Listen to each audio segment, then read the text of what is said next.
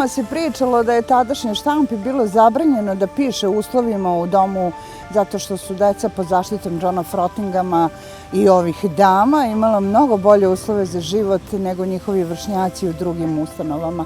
Ovde treba istaći podatak da se dom izdržavao prilozima Amerikanca Johna Frottingama, njegove sestre Elizabete, njegovih ujaka Whiteovih, zatim dobrovoljnim prilozima Amerikanaca koje je prikupljala Jelena Lozanić u Americi i Kanadi, kao i manjim prilozima Vranjanaca.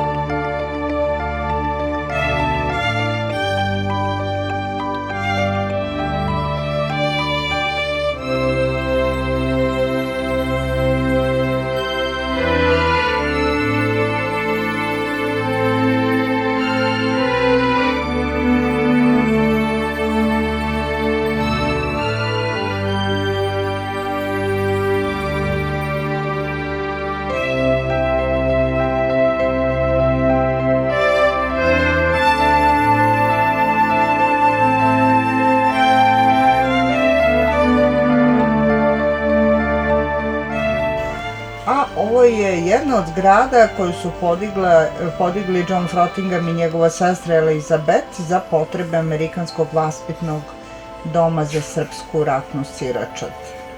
Posle zatvaranja doma u ovoj zgradi bilo je odeljenje psihijatrije.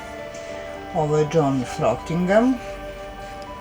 Ovde vidimo i direktora doma, Johna Frottinghama, i Helen King, i Vidu Madson sa štićenicima doma i sa viđenim Vranjancima.